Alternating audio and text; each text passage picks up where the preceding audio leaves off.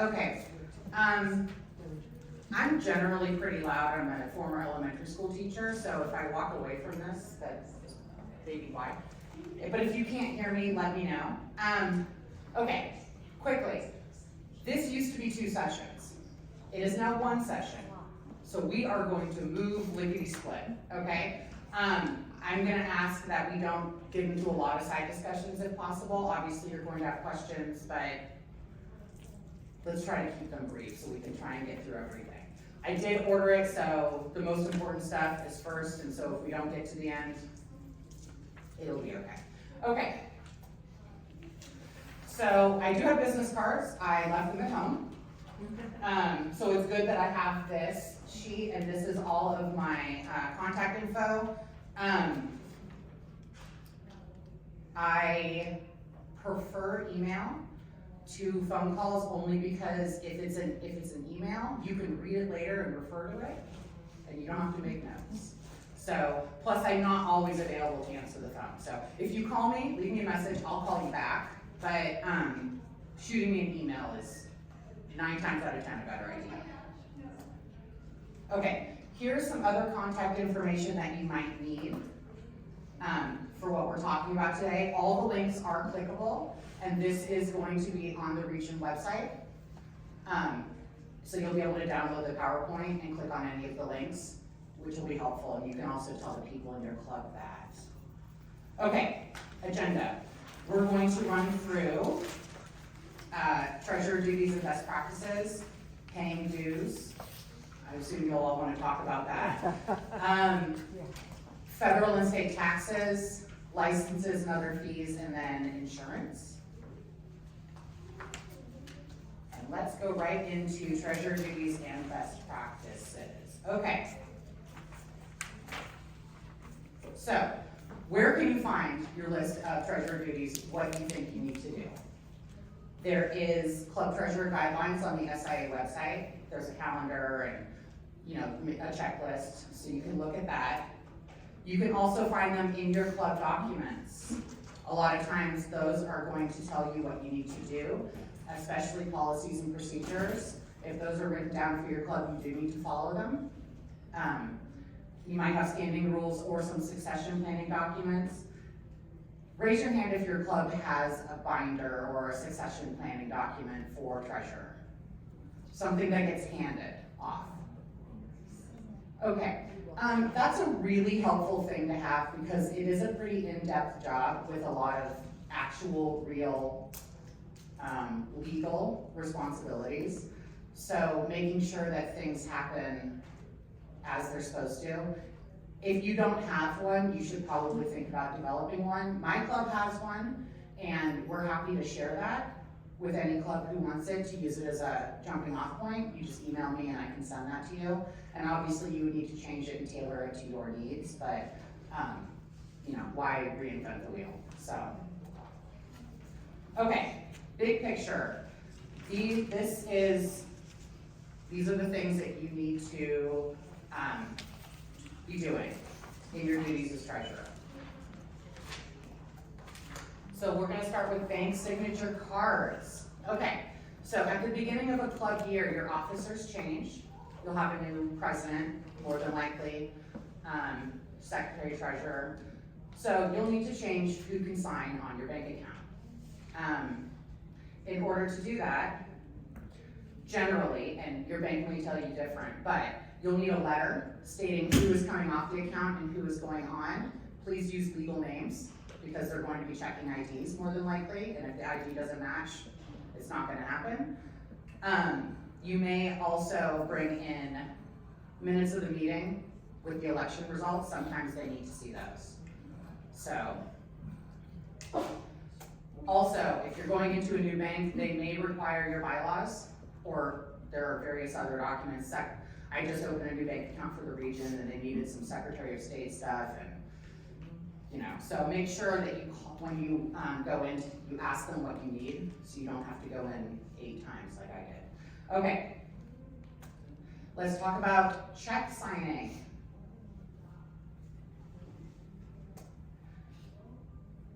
All checks should really have 2 signatures. Your signature as treasurer, and one other signature, usually your club president. This is a really good idea because it's just an easy way to double check each other's work.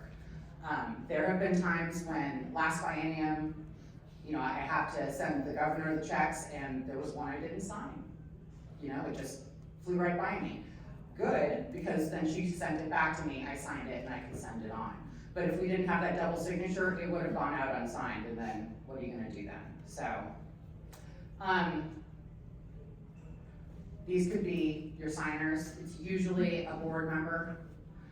It's good to have more than 2 signers on a bank account in case something happens to one of you, so that they can access the accounts if needed. 4 is usually a good number. I know some of you have very small clubs, so 4 is maybe half of your club, and that may change things, but think about having multiple signers. Really important. You should all have a club PO box or someplace where the mail goes. It's better if it's not someone's house, just because, that way you can, for checks and balances purposes.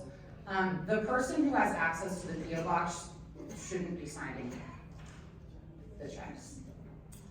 Who should have it? Just another board of director? Who's not a signer? Yeah. It depends on your club. Some clubs, the president will check the PO box, and so they don't sign the checks.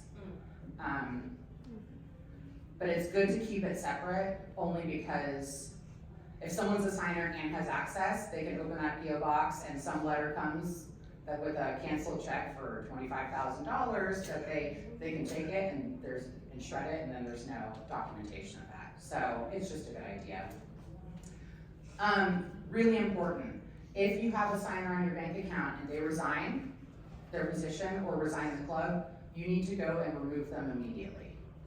Because if they're no longer covered by the insurance in that case, and if they take your money. And cancel their debit card immediately. Well, we're gonna talk about debit cards as well, yeah. Okay. So, the next thing you do is you receive and deposit funds. This is probably the thing that you do the most. People love to hand you money, right? So, when you're receiving funds, it's best to record it immediately, because if you wait a day or a week or whatever, and then you're like, what is this $50 that someone just gave me, and you don't know what it's for, don't rely on your memory. It's better to just write it down. Like, I took that piece of paper and I wrapped it around that money, and I'll make it neater later, but at least I'm gonna know what that money's for. And you should be recording the funds that you receive. Any system is fine, just pick one and stick with it. And it should be easy for other people to see in case they wanna check. People like the IRS. If you get your books audited, they're gonna need to know, they're gonna want documentation for these funds that you received, right? And it's nice to have that be on your deposit slip, and we can talk about a few different ways later. And then you're also gonna be depositing. Deposit it as soon as possible. Don't hold on to a bunch of cash in your house.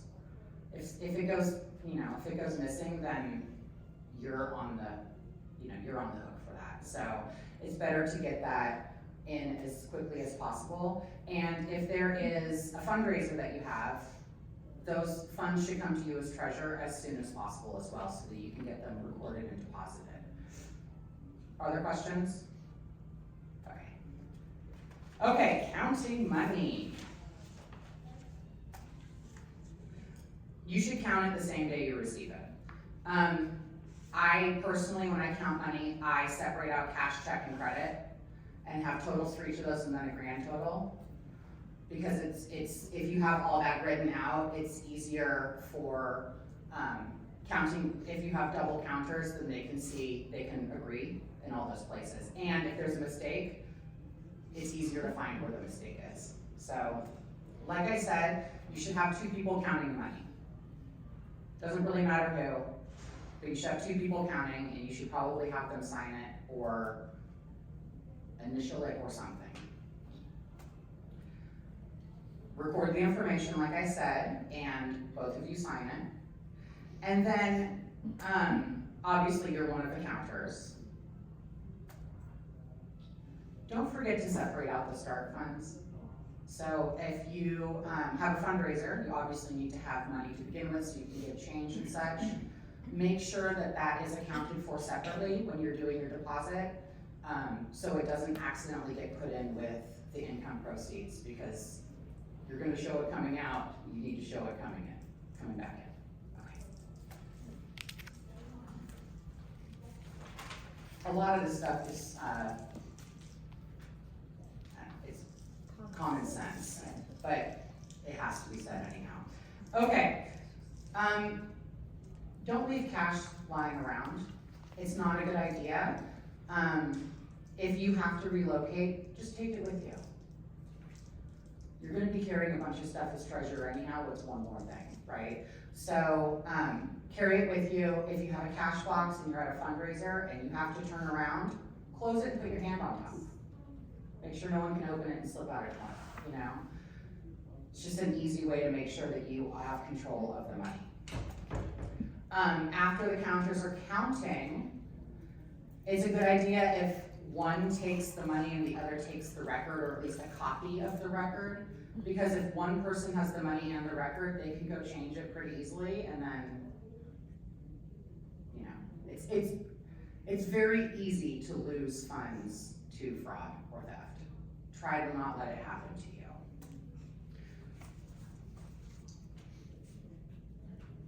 Okay.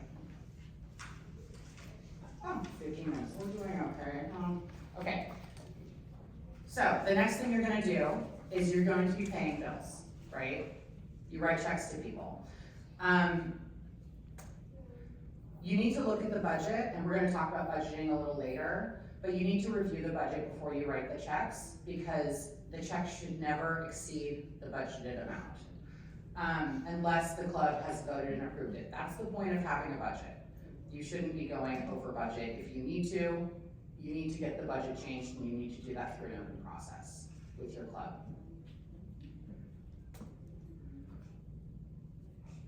If someone requests funds from you and those funds haven't been budgeted, then you need to get those authorized before you pay them. I know you want to get it out and get it done, but you at least need your president to say, okay, yeah, we're paying them back for that, and we're using this item in the budget or something. You shouldn't just be writing checks willy-nilly, basically. Whose club has an expense voucher? Or something that people fill out to request funds? Okay, if you don't have one, I highly suggest that you make one. It can be very simple, but what's really nice is there's your documentation. They give you the expense voucher, they give you the receipts, and then you can put that with the check stub, or write the check number, or whatever you do on that, and then it's very easy to track where those funds came from, where they went, for anyone who just comes in and looks. Throw them in a box for the year, and you're good, okay? Like I said, all reimbursements should have a receipt. You shouldn't be paying anyone anything unless they can show you how much was spent. And you should keep the receipt with the expense voucher and the form of payment, the check number or whatever. You should do this in every single case, because if you don't have a receipt to back it up, you could get in trouble. I mean, if you get audited, they're gonna say, why did you write this check? Did you write it to your friend? You know, like, how do you know how much they spent? You need to make sure that they have a receipt. So, like, if any of you buy stuff for your club, ask for a receipt, and then you have it. I will also say, do not have people send you the original receipt through the mail. If it gets lost, what are you gonna do? Make a copy of it, right? Have them make a copy of it, send you the copy, they can hold on to the original. They can email it to you, they can mail it to you. But getting original receipts, besides the fact that they're really annoying and they take up a lot of space and they get really long, and you know, it's just better to have a copy. Okay. Let's talk about ATMs and paying bills. Okay. You shouldn't have an ATM card for your club. A credit card is different. A credit card is very easy to stop fraud on. If you have a credit card and someone steals the number and they make a charge, you can dispute that with the credit card company and they can fix it pretty quickly, right? A lot of us have had this happen to us personally. If you've ever had anyone steal money from your checking account using an ATM card,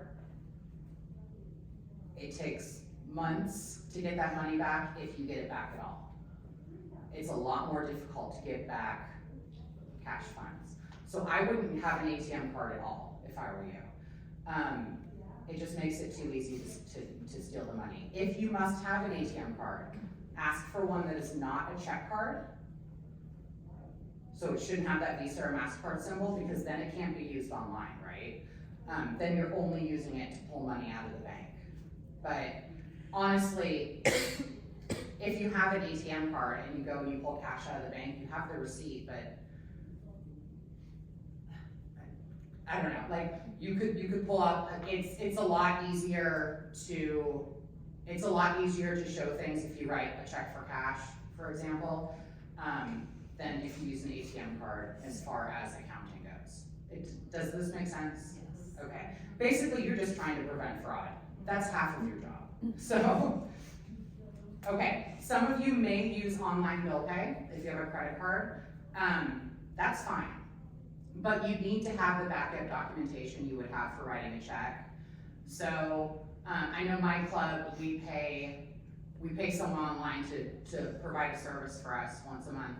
And the treasurer will write an email to the president that says, on such and such a date, I paid blah, blah, blah, this much for these services. And that's documentation, right? You put that with a copy of the online bill pay, and you're good. Does that make sense? Yeah? Okay. You really shouldn't be paying people back in cash. It's just harder to track. It's much easier to track a check. I'm assuming that most of you know this and you don't. I mean, how often does anyone pay anyone back in cash anymore? But, it's a good idea to do it with checks, which I know are old school, but, okay.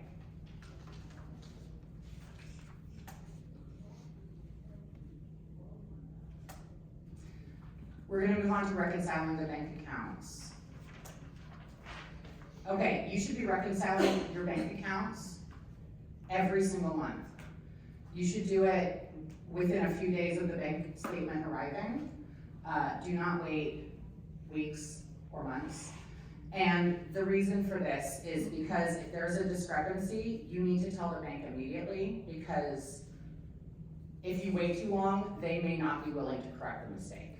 They have a time frame for that. So as soon as you get the statement, set aside some time and reconcile the bank account. Does everyone understand what I mean when I say reconcile the bank account? Okay, great, that's good.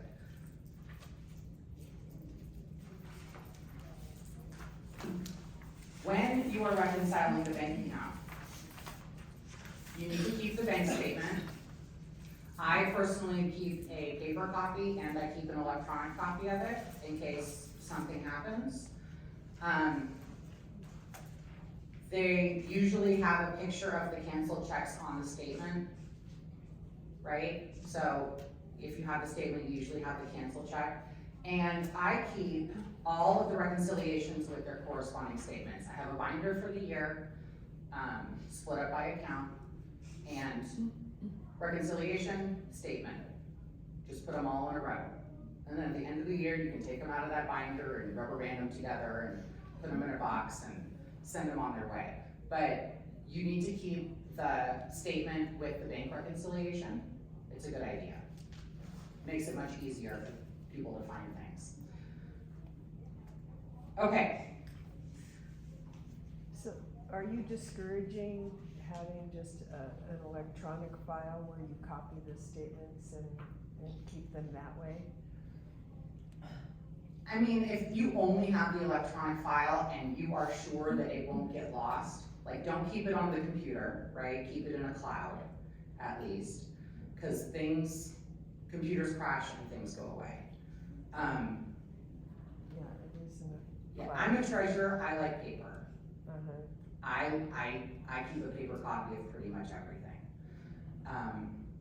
Just because if something happens and you do get audited and you have everything electronic, they may make you print all that stuff out, and that's a lot, I don't know, that's a lot of work. So I would have both if I were you, but you certainly need at least a copy of something. Okay, moving on to your treasurer's report. Treasurer's report consists of 3 things: a balance sheet, a profit and loss, otherwise known as an income statement, and a budget versus actual report. So the balance sheet is a snapshot of your club's finances. It usually says balance sheet as of June 30th, 2024, and it's everything that's happened up till that date, okay? It is assets versus liabilities plus equity. Assets should always equal those 2 other things. It should balance, right? A-L-E, always remember. There you go. I love that. The balance sheet should have the bank balances, and they should match the reconciliation report for whatever month the balance sheet is for, right? You should double check that. Because if they don't, that means you made a mistake somewhere in your accounting software. So you should check that. Okay, then you have a profit and loss.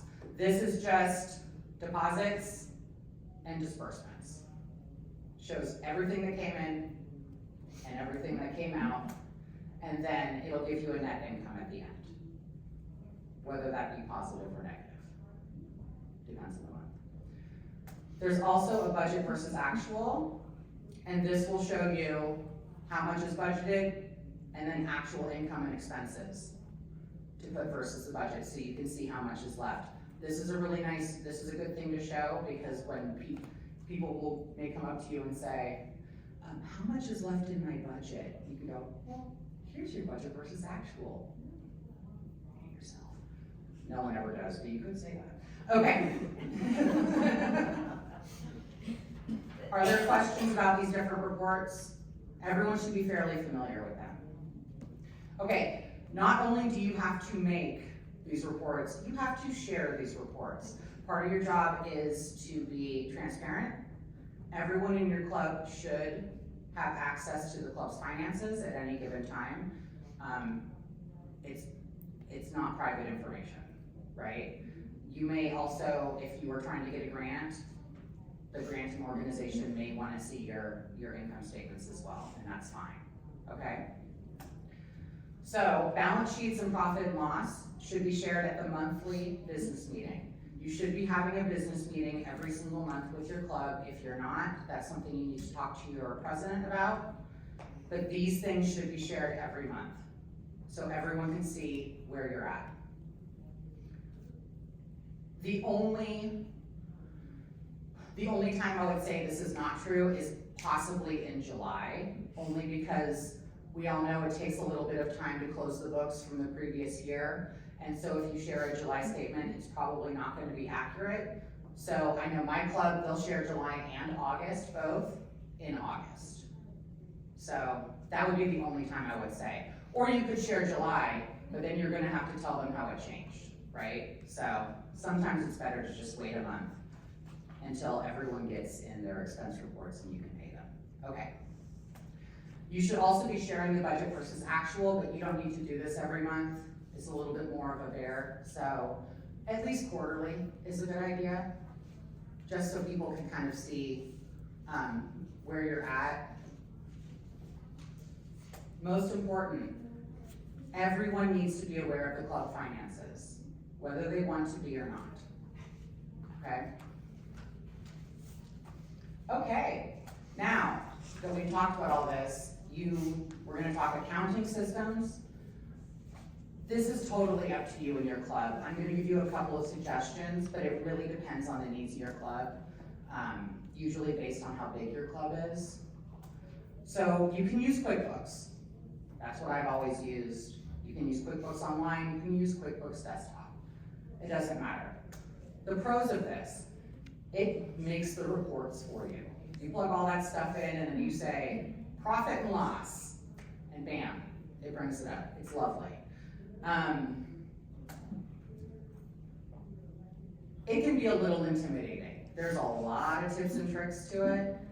I have learned so much about QuickBooks in the last 2 years, and I use it for my job. Like, I've learned how to do things doing this treasurer job that I never even knew were possible. So it can be a little intimidating for someone who's never taken an accounting class or done anything with accounting. Also, if your club doesn't bring in that much money or send out that much money, you may not need something as involved as QuickBooks, right? In which case, pro and con, you can change anything, which is great, but CPAs don't love that. So, you know. You can also just use an Excel spreadsheet, and that's fine. You can set it up and it will calculate things for you. It's a little bit more difficult to generate those reports that you need to share, but I don't know. If you don't have a lot going on, if you don't have a lot to account for, this may be a better option for you, because it's much simpler. Like I said, you can always Google. If you don't know how to do something in Excel, y'all, Google is your best friend. It's amazing. You can learn so much. And Excel does a lot, it's fun. In Excel, you can also find pre-made forms also. Yes. Reimbursement forms are in there, invoices are in there. Yeah, exactly. So it can all be, yeah, exactly. Whatever you choose, just make sure that it can give you the information accurately, okay? Who uses QuickBooks? Does anyone use Excel? And it works for you, great. Okay. Part of your job is being on the finance committee. You're automatically a member of your club's finance committee. The finance committee puts together the annual budget for your club.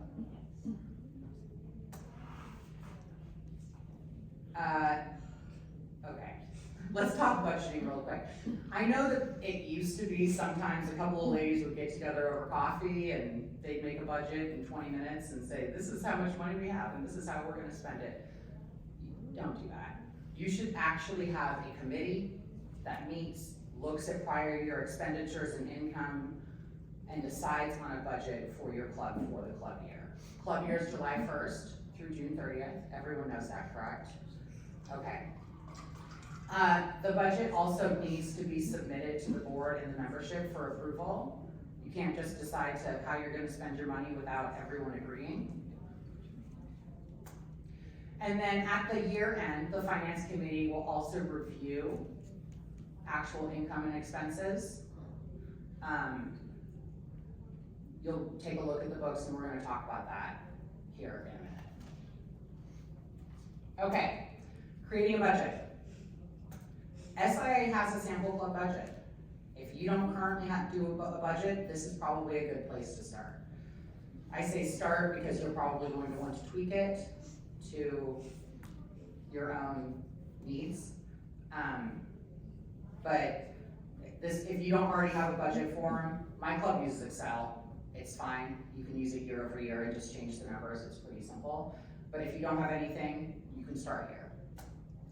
You have a couple options when you're creating the budget. You can prepare the final budget for the next club year to vote on in the April or May business meeting, so it is in place on July 1st. Or if you have a late fundraiser and maybe those funds aren't going to come in until May or June, and you want to wait to see what the actual income and expenses were from the prior fiscal year, you can put a temporary budget in place that just lists the things that you know you're going to pay for over the summer. I don't know, whatever. Or you know you have Dream of Be It that starts in August, so they're going to need a little bit of a budget to buy supplies, things like that. You can put a temporary budget in place, and then you can create a final budget in the fall once you have all the information from the prior fiscal year. That's what my club does, and it works beautifully. It also is nice because it gives you a jumping off point for the final budget. You know, you can look at that and say, oh, you know what, they're not gonna need more money than this, or they are. You might also, when creating a budget, ask your committee chairs to submit a budget request to the finance committee. So they can say, you know, we wanna, dream would be it, we need $1,500, but they better tell you what they're planning on doing with that money, right? And then you can decide from there if they actually need the 1,500, maybe they need 2,000, you know what, we only have 1,000 to give you this year, whatever. The most important thing, and I keep saying this over and over, is find a process that works for you and your club, and then use it, right? Not every club is the same. We have different projects, we have different programs, we have different numbers of members. Make sure you have a budget, but have one that works for you. Okay.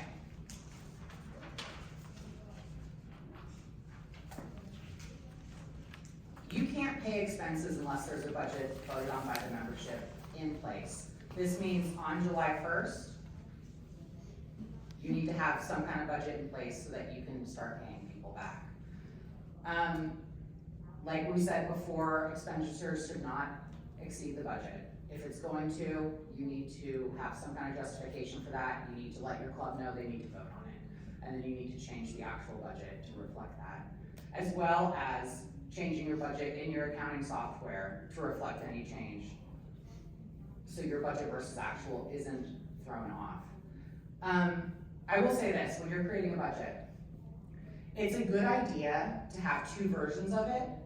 One version that has every single line item. So you have a parent account for admin, right? And under admin, you have the post office box, and you have, I don't know, paying for QuickBooks Online and postage, yeah, things like that. Great. And you can have a separate line for all of those things with how much you think you're gonna spend. So you have a full out budget. But then when it's time to vote on the budget, take all those numbers, only include the parent accounts. So instead of having admin with 8 things underneath it, just have the total for admin.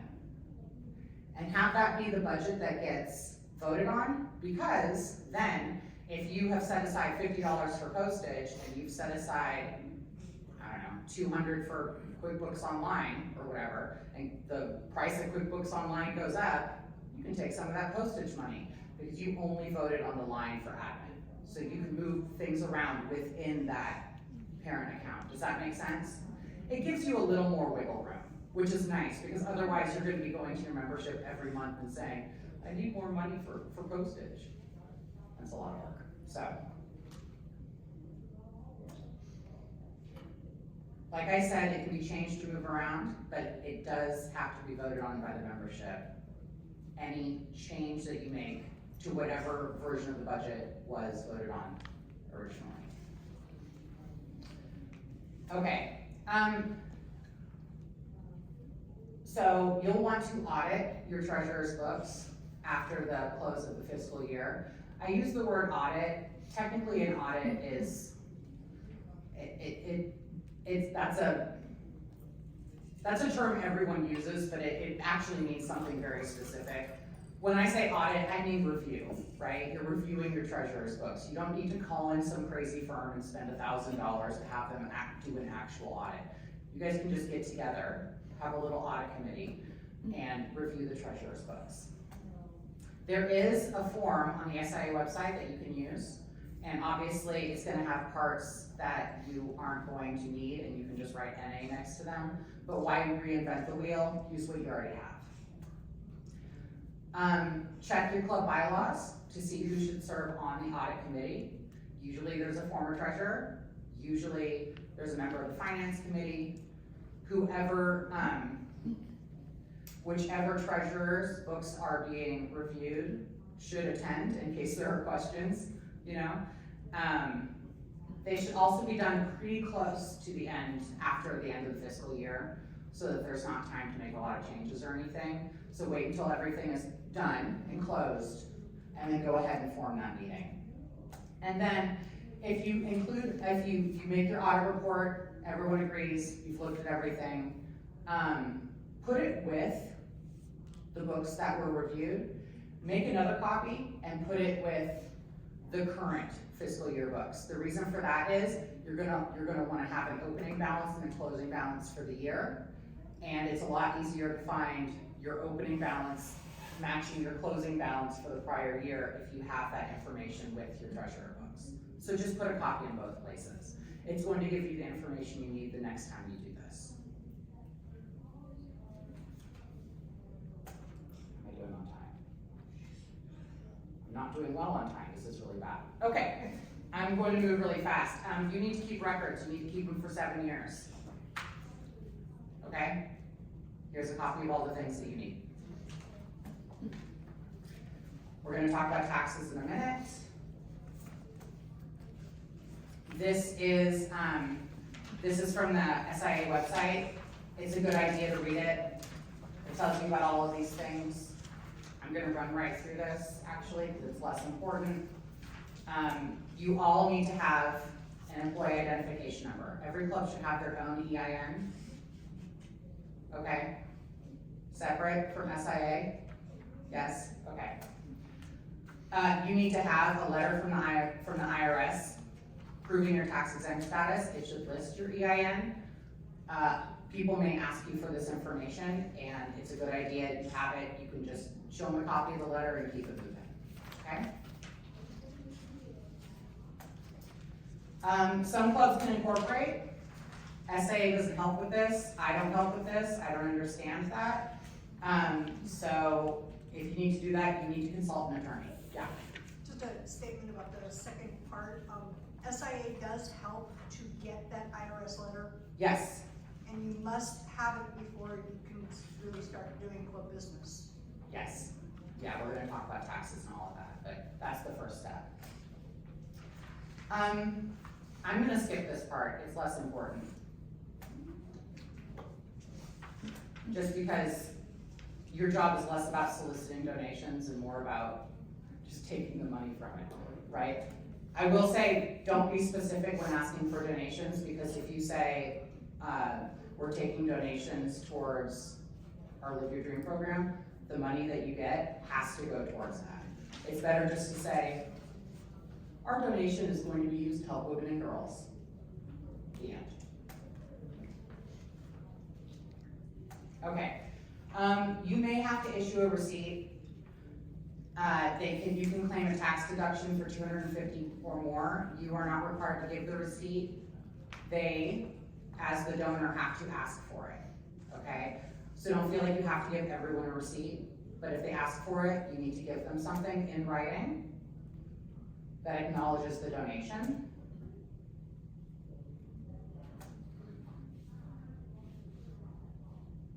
Okay? Whether it's cash, whether it's goods or services, etc. You don't have to keep your service funds and your general funds segregated anymore. Don't do that to yourself. Keep them all together. It's easier. It's okay to spend fundraised funds on club administration, as long as you haven't restricted it yourself. Okay. As much as we would all love to spend the next 45 minutes discussing what's currently happening with paying dues, we're all on the same page. I was given access 1 week ago. You've all had it longer than me. I can't help you with paying SIA dues, because you have more access than I do, quite frankly. I will say, you should have been given an invitation to the new member portal. If your club has not, you need to call SIA. I have heard that calling them gives you better results than emailing, okay? The things you need to send is the member roster that is updated, a 5008 or a 5010, and you can pay dues online or use the dues worksheet. 5008 is for new members or reinstated members. You can find it online. Even if you add or pay for the new member online, you need to send me this form. You need to fill it out and send it to me, because I need the information for my member database, okay? So make sure that this gets sent to me when you send your region dues. Yes? just, on the Form 5008, I don't believe SIA they don't use it. Because you just pay the dues online and you don't fill anything out other than. Correct. Put the information in. So really the 5008 is for you. Yes. Right, once we do our thing online with SIA, then Yeah. we transfer that to the 5008. If, I will say this, if your club has, and you should probably have some kind of, sheet that you give to people to put in there, I can't think of what the word is. You get their information for your roster, or whatever. If you have that and it's got all this information on it, that's cool. You can send that to me. I just need the information. It's nice to have the member number. I know you don't always have that right away, but if you do have it, please include it, because that's good for my records. The member number on the new SIA site is different. So, There is I don't know if no the member old number. member numbers still exist. Uh, Because they Oh. assign a number, which is like SA something. Yeah, I saw that on mine, that I had a new number. I don't, So, You I know- don't you know, know I gotta what be- happened to the old numbers. I don't know either, Okay. is what I'm gonna say. You don't wanna get me started. Okay, So for the 5008, if Yes. new people join in the middle of the year, we have to do all of that? yes, Okay. I'll talk about that in a second. Also, if you have someone pass away, or they got married, or, I don't know, whatever, some information change, you need to fill out a 5010, and anything you send to SIA, you need to send to me, just so I can update our records as well. Any money that you send outside of dues renewal to SIA, you use this lovely form for that. Okay, the SNR website has all the SIA forms, so if you are having trouble with the SIA website, try looking at our region website, because Danielle's put pretty much everything on there that you need, okay? It's under member info all the way on the right, you go down to forms and documents, and it's right there. It also has all the region forms that you would need. So an annual remittance form, which is when you send me money, or if you have a roster change, right? New club president, whatever. Yeah, And on that page, anything that is on the left is region, anything that's on the right is federation. There's 2 columns. Say that again? Anything there's 2 columns of form links. Everything that's on the left is region. Everything that's on the right is SIA Federation. yeah. Okay, this is July 31st. You can clearly ignore that this year, but we're hoping things will be better next year.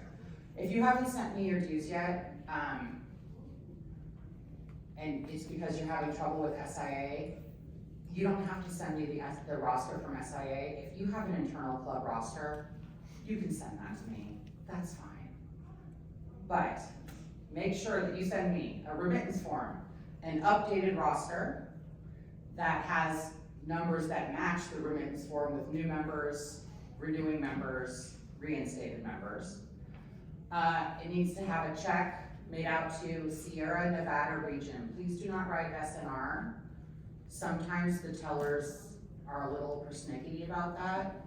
Write out Sierra Nevada region it makes my life easier, so I appreciate that. And then I need the 5008 or something that tells me the members' information for new and reinstated members. It's very helpful if you send all of this to me together instead of piecemeal, because I'm dealing with 47 clubs.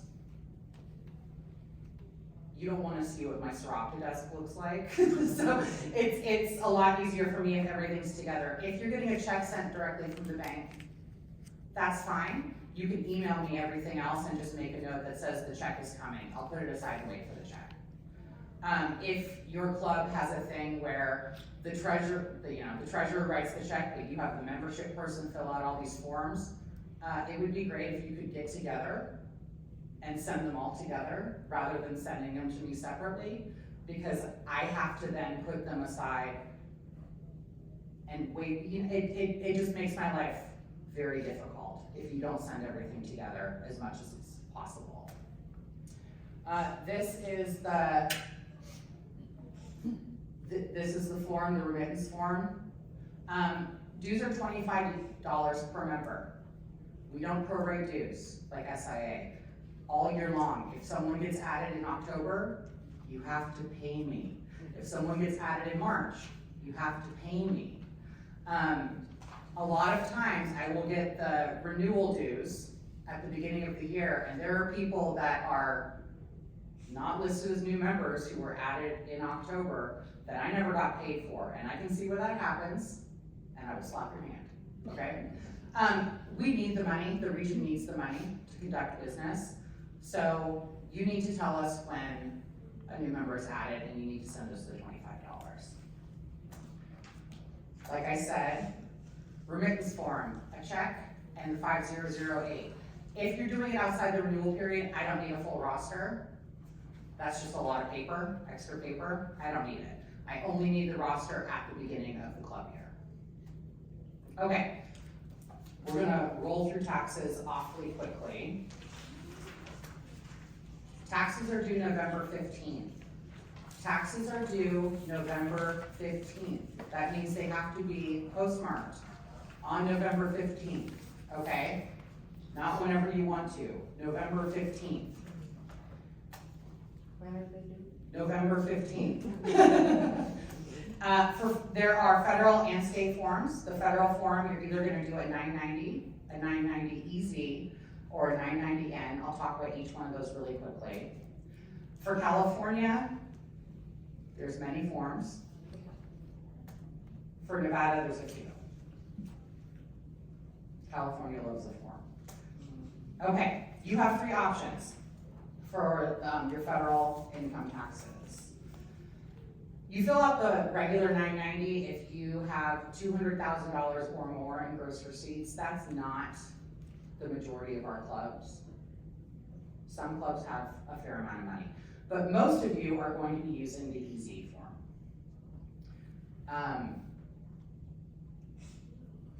There is also the 990N. This is also called the e-postcard. This one can be done online. It's not a paper form. But you need to look at the criteria very carefully before you choose this option. I can't get into all of it, but you need to look into it. And this is for if your gross receipts are normally less than 50,000, and there's a few other things in there.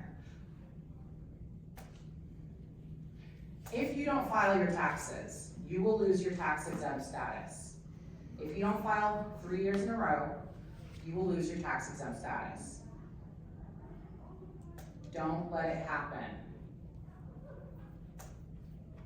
It has happened to Soroptimist clubs. It's a big headache. Don't let it happen to you. If you lose your tax exempt status, and you can look it up online at any time, and sometimes IRS takes a little while to update their website, but you can look up any nonprofit organization and see what their tax status is, whether they filed. If you lose your status, you have to do regular old tax returns. You have to pay taxes on all of your income. You are no longer a nonprofit, and you cannot be treated by the IRS as such. You also cannot get tax-deductible charitable donations. You cannot represent yourself as a charity. It's illegal. You can't do it. If you lost it and you need to regain your status, it's a little bit of a headache. There's a lengthy application. There's a substantial fee. I can't help you with it. You have to deal with the IRS directly. And the people at the IRS are very, very nice. Don't be mean to them. They have a difficult job. But it is a job, and it takes a while to do. So, just don't let it happen. This is why we don't think clubs should have the same treasurer more than 2 years in a row. Because if you have the same treasurer for 5 or 6 years and they never file taxes, yeah, and then if you don't file taxes for like 6 or 7 years, you've lost it after the first 3 years, which means you're subject to income tax for all those other years after that you didn't file. It can bankrupt you. Wow. Okay. State. You have two options. You have the 199 or the 199N. If you made over 50,000 in gross receipts, you used the 199. If you made less, you use the e-postcard. The e-postcard is filed online. Typically, if you use the 990N for the IRS, you're gonna use the 199N, typically. There are also forms for the California Attorney General. You do have to file this form, everyone. You file it with your 990, and it's a form you fill out, you send them some money. You just gotta do it. If you use the e-postcard, there is an additional form to fill out. This is only for clubs that use the e-postcard. And the reason that there's an additional form is there is information on it that wouldn't typically be on the 199, that isn't on the e-postcard version, and they still need that information. So there's just an additional form.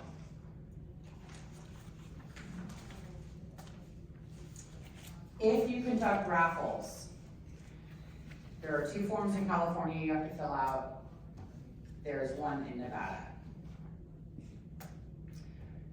In California, if you could intend to conduct a raffle, you have to do a raffle registration form.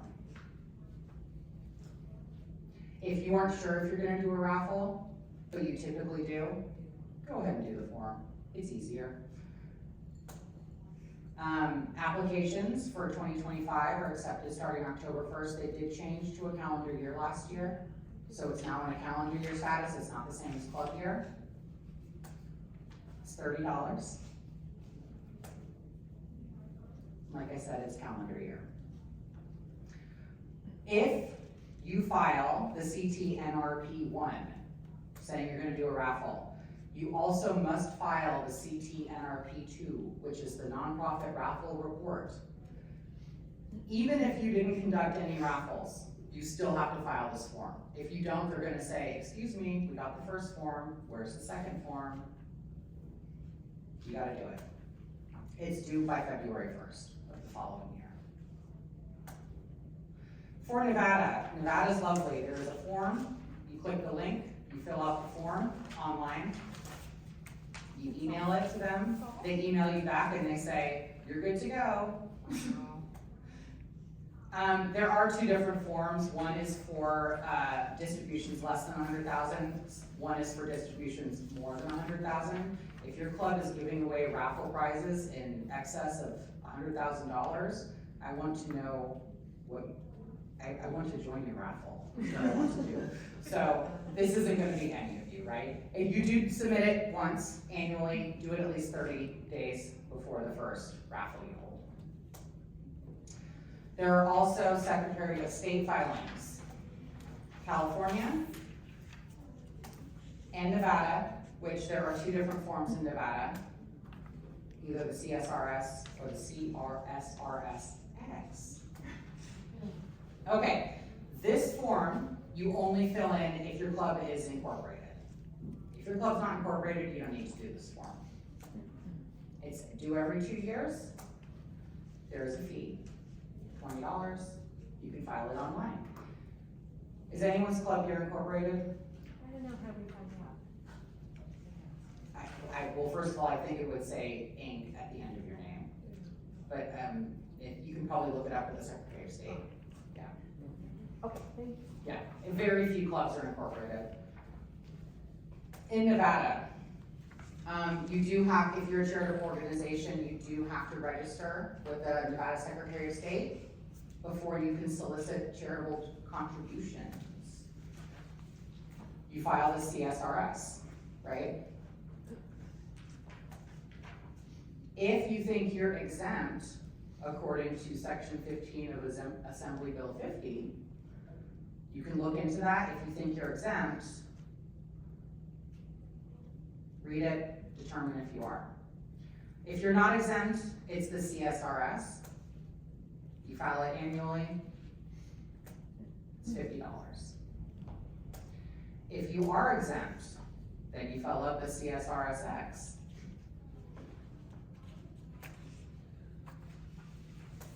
It's still $50. I don't really know why there's 2 different forms, honestly.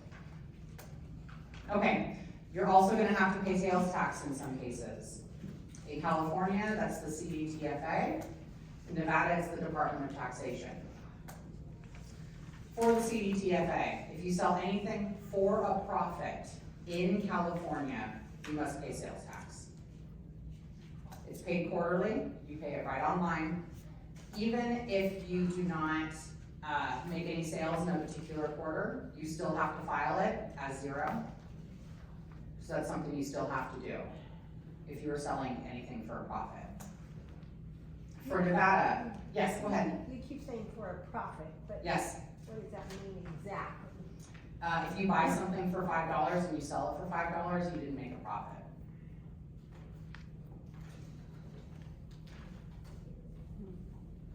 You only pay sales tax on, Okay, what if we bought Hangtown Monopoly games, and it was a one-time expense, and we're selling them over multiple club years? so then whatever you sell in a particular quarter, that's what you pay sales tax on. So our C's Candy Stores. Yeah, you should be paying sales tax on Oh, okay. that. Uh-huh. So, I'll find out though, because that's food. See, and I don't know the ins and outs. Yeah. The website, Yeah, it might there's not be, there's The- not- and the there's not website's pretty sales clear, tax. and Okay. you can always call them and ask. Okay. If you can get them on the phone, they're very helpful. So Yes, is the sales tax only on the profit Uh-huh. portion? It's on the entire? everything you bring So in. we paid sales tax when we buy the product that we're selling, and now we have to pay sales tax because we're selling it at a profit. Yes, But if you're buying it with the intent of resale, you can tell them that you are doing resale and they will not charge you sales tax. You are now responsible for the sales tax. Oh, I think I understand. Wait. oh, no, back, sorry. For Nevada, you fill out this form, there's a whole list of things you have to send with it. I just did it for the region. The good news though is that it's good for 5 years. How the bad news is, since it's 5 years, it's very easy for that to get lost in the shuffle. So, like, for example, when I took over as treasurer, former treasurer Sharon, the first thing she said to me was, you need to do the Nevada sales tax exemption in 2024 by the state. And it was in every single treasurer's report, the date, and it was just a nice reminder. So make sure you do give yourself plenty of time to get it done. And it's not hard, but it's something that has to be done. And then they send you a form and you keep that form. And it's got the date it will need to be renewed, yeah. They do remind you and they are pretty lenient, but They do remind you if they have the proper person to remind, which is probably gonna be a different person in 5 years. Should be. I did not get that reminder, but, and I will say this, even though on the new form, I changed the address and the contact person, they didn't change it, they still sent it to Vicki Watson, who luckily lives in Woodland, so she just gave it to me, but That should be part of the succession binder. it should be, exactly. This is just ABC. If you sell alcohol, liquor, beer, wine, you need to get a permit if you live in California, if you are doing this in California. In Nevada, it depends on your county, you need to check with your local agency. There's a form that you fill out with ABC. You have to do it way in advance. You need to have a separate form for each day that you sell. So like if you have an ongoing beer and wine booth, you need to have a separate license for each sell day. It's kind of a pain. It takes a while. Sometimes you have to get the police department to sign it. Make sure you give yourself plenty of time. Also, I will say that this shouldn't be the treasurer's job. You need to designate someone else to do this for you. It's too much work, you have enough to do.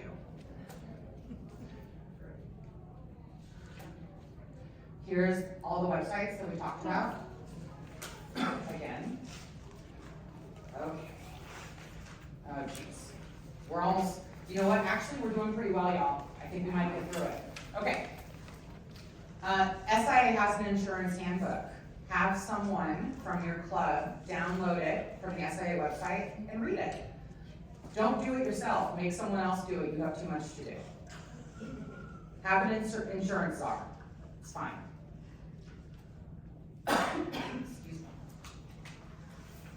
There are some insurances that I wanna talk about really quickly that are available through SIA. The first one is commonly called D&O insurance, or the management liability insurance. This protects the club and the officers in the club if anyone makes a legal claim against you. Because you can be held personally liable for something as an officer of your club, and this will protect you. Provides up to $1 million per club. It's optional. It's not optional for the region, but it's optional for clubs. If I were you, I would just do it. It's a small price to pay for a little peace of mind. It's $300 a year. The term starts in May. A lot of times they have to renegotiate with the insurance company, and so you may be on the website on May 1st going, where's the new insurance accord? Sometimes you just have to wait.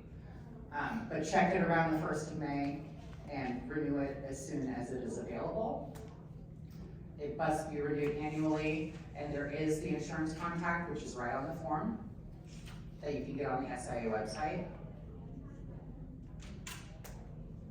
You can also get crime insurance through Travelers.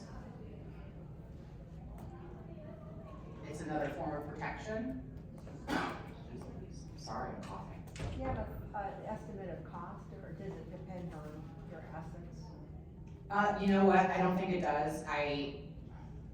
I'm about to pay it, so I don't remember off the top of my head, but if you go onto this website and look at the application, it tells you everything you need to know. Okay, I can't believe it. 1 hour and 4 minutes. Do you have any questions?